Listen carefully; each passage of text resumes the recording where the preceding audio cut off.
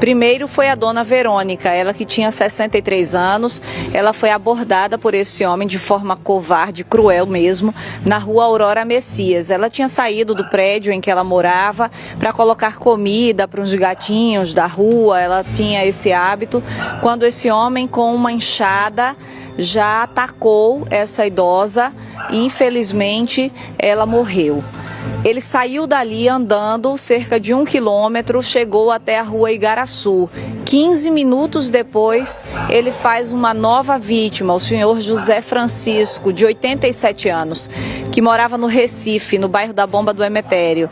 Seu José Francisco estava indo visitar uma neta de consideração, uma menina que ele acompanhou, amiga da família, que ele viu crescer, tinha a mãe dela como filha, consequentemente tinha ela como neta. E ele tinha esse hábito de 15 em 15 dias, saía da Bomba do Emetério e ia tomar café da manhã na casa dela, aqui no Janga. Inclusive essa moça precisou se mudar de casa porque não tinha a menor condição de morar no mesmo endereço, de tanto sofrimento que essa história trouxe. Então esse idoso, ele também foi atacado numa sequência, né? Primeiro ele atacou a idosa de 63 anos, depois atacou o senhor José Francisco, de 87 anos. As imagens, apesar de não serem tão nítidas, mas dá para perceber quando esse idoso está caminhando com uma outra pessoa, inclusive é essa neta de consideração. Ele chega, ela conta que esse homem passou por eles, já com a enxada, com um olhar muito esquisito, ele passa, finge estar capinando um prédio como quem quer ganhar tempo, e quando os dois passam por ele, ele ataca esse idoso de uma forma tão cruel ali, e esse idoso também vem a óbito. Eu estou ao lado do filho, de um dos filhos do senhor José Francisco. O senhor José Francisco tinha 8 filhos, uma já falecida, 7 filhos vivos. Ele era casado e veja, ele era casado há 65 anos. A esposa, né, agora viúva, viva aos 90 anos, carregando essa dor também de perder o marido de uma forma tão cruel.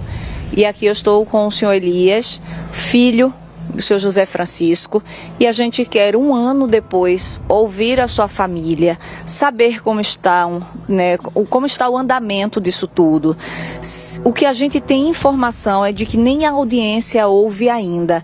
Como é que está isso tudo? Boa noite para o senhor. Boa noite. A gente recebeu isso aqui do oficial de justiça, mas até agora não marcaram nada de audiência. O que a gente ficou sabendo que talvez ele seja solto, né?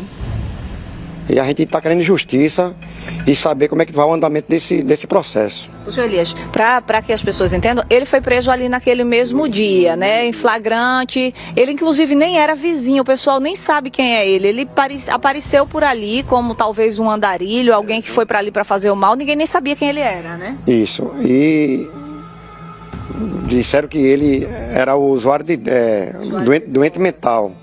Só que não é doente mental, ele é usuário de droga.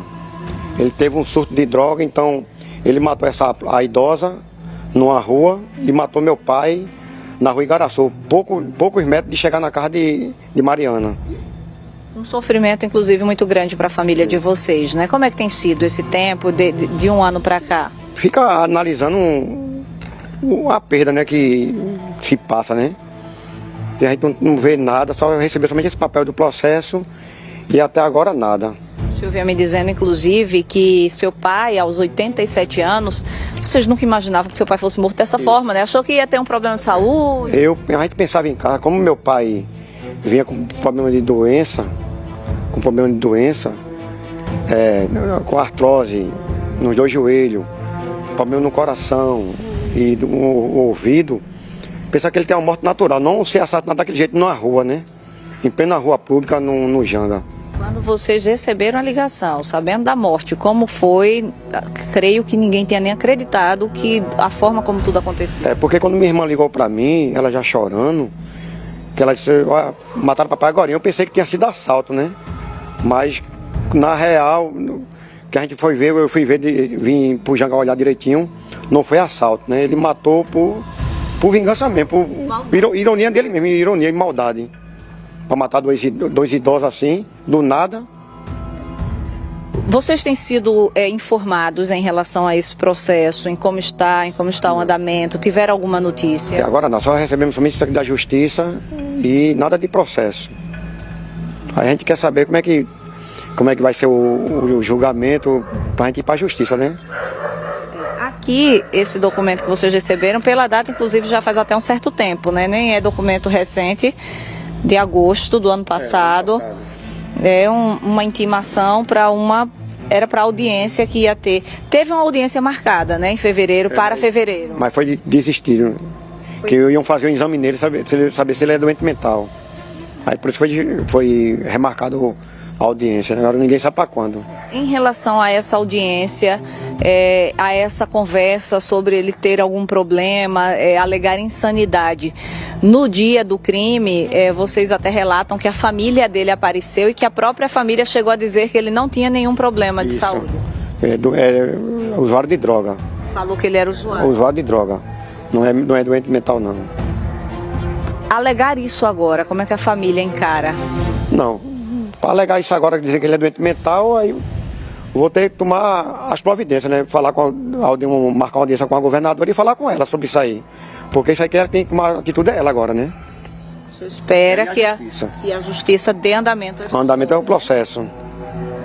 Deixa eu conversar com a testemunha também dessa história, seu Elias. Eu estou aqui com essa neta de criação do senhor José Francisco.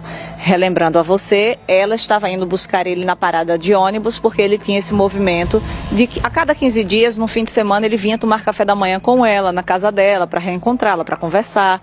E aí ela foi até a parada de ônibus para buscá-lo, justamente para ele não fazer esse percurso sozinho, como ele já era bem idoso. No caminho, essa tragédia aconteceu. Ela não quer ser identificada, anda muito assustada com tudo que aconteceu desde aquele dia. A gente vai conversar e eu queria saber de você até um pouco mais de detalhes em relação a essa audiência. Você, como testemunha, chegou a ser intimada. Conta pra gente o que aconteceu para que essa audiência fosse desmarcada, o que é que alegaram a você. Boa noite. Boa noite. Eu recebi uma intimação que seria no dia 18 de fevereiro, 9 horas da manhã. Faltando 10 minutos para começar a audiência, uma pessoa entrou em contato comigo, né, e falou que a audiência estava sendo cancelada, que o juiz mandou cancelar, porque vão fazer exames no assassino para saber se ele tem problemas mentais. Aí por isso estavam cancelando a audiência naquele dia. Desde do ocorrido em março do ano passado para essa audiência que estava marcada para fevereiro de 2025, seria a primeira audiência ou já tinha ocorrido algum momento antes com a justiça? Não, essa foi a primeira audiência. Seria a primeira? Sim, seria a primeira. Aí eles simplesmente, no dia, faltando 10 minutos, né, entraram em contato comigo falando que estava sendo cancelada, porque o juiz mandou cancelar, justamente porque querem saber se ele tem algum problema mental, ele vai ter que passar por exames.